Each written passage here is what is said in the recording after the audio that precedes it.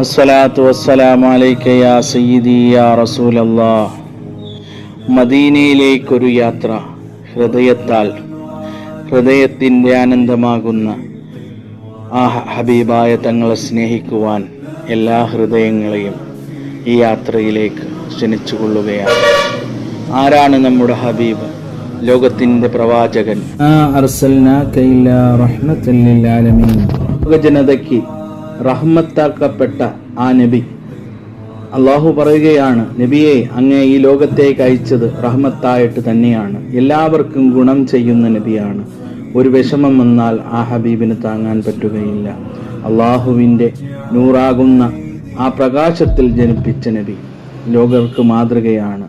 ഓരോ ഹൃദയങ്ങളിലും സ്വലാത്തിലൂടെ ആ ഹൃദയത്തെ പിൻപറ്റിക്കൊണ്ട് നാം ഓരോ നിമിഷവും സ്വലാത്തിലും സലാമുകൾ ചൊല്ലിയും ആ ഹബീബിലേക്ക് അടുക്കുക.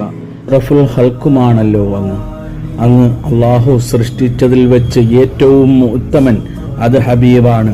ഹബീബിൻ്റെ പ്രകാശവുമാണ് ഈ ലോകം പടയ്ക്കാൻ കാരണക്കാരനായ ആ നൂറ്.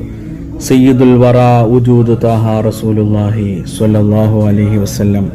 അവിടുന്ന് മിഹ്റാജ് രാവിൽ അള്ളാഹുവിനെ നേരിട്ട് കാണാൻ പോയ ആ കണ്ണുകൊണ്ട് കണ്ട അള്ളാഹുവിനെ യജമാനനായ റബ്ബ് സുബ്ഹാനഹു തആല മൂസാ നബി അലൈഹിസ്സലാം ഒരിക്കൽ അവിടുന്ന് കാണാൻ, അള്ളാഹുവിനെ കാണാനെന്നുള്ള അതിയായ ആഗ്രഹം കൊണ്ട് തൂരിസൈന പർവ്വതത്തിൻ്റെ മുകളിൽ കയറിയപ്പോൾ അവിടുത്തെ അള്ളാഹുവിൻ്റെ നൂറാകുന്ന ആ പ്രകാശം കണ്ട് മൂസാ നബി അലൈഹിസ്സലാം തൂരിസിന പർവ്വതം തവിടുപൊടിയായി ബോധരഹിതനായി വീണ ചരിത്രം നാം ഖുർആനിലൂടെ ഗ്രഹിച്ചതാണ്. നമ്മൾ ഹബീബായ തങ്ങളുടെ ഉമ്മത്തിൽപ്പെട്ടത് കൊണ്ട് അതിയായ സന്തോഷവാന്മാരാകണം. കാരണം ആദം നബി അലൈഹിസ്സലാം മുതൽ ഈസാ നബി അലൈഹിസ്സലാം വരെ അവർ അള്ളാഹുവിൻ്റെ അടുത്ത് നാളെ ഖിയാമത്ത് ചെല്ലുമ്പോൾ മുഖം താഴ്ത്തിയാണ് ഓരോ കാരണങ്ങൾ പറഞ്ഞ് അവർക്ക് ശഫായത്ത് കിട്ടുന്നതിന് വേണ്ടി അവരെ ഉമ്മത്തീങ്ങളെ അവർക്ക് ശുപാർശ ചെയ്യാൻ വേണ്ടി വളരെ പാടുപെടേണ്ടിയുള്ള സമയമാണ്. പക്ഷേ നബി സല്ലല്ലാഹു അലൈഹി വസല്ലമയ്ക്ക്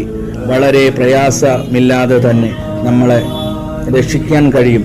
എൻ്റെ ഉമ്മത്ത് എന്ന് പറഞ്ഞ് പൊട്ടിക്കരഞ്ഞുകൊണ്ട് അള്ളാഹുവിൻ്റെ അടുത്ത് നമ്മുടെ പാവങ്ങളെല്ലാം പുറത്തു തരണേ യാ റബ്ബ് എന്ന് പറഞ്ഞുകൊണ്ട് സുജൂദിലായി പൊട്ടിക്കരഞ്ഞുകൊണ്ട് അള്ളാഹുവിനോട് തേടും നമുക്ക് വേണ്ടി. പക്ഷേ ബാക്കിയുള്ളവർക്ക് ആ ഭാഗ്യം കിട്ടുവാൻ വളരെ പ്രയാസമാണ്. കാരണം അഷ്റഫുൽ ഹൽക്കാണ്, ലോകത്തിൻ്റെ നേതാവ്, അള്ളാഹുവിൻ്റെ സൃഷ്ടികളിൽ ഉന്നതൻ.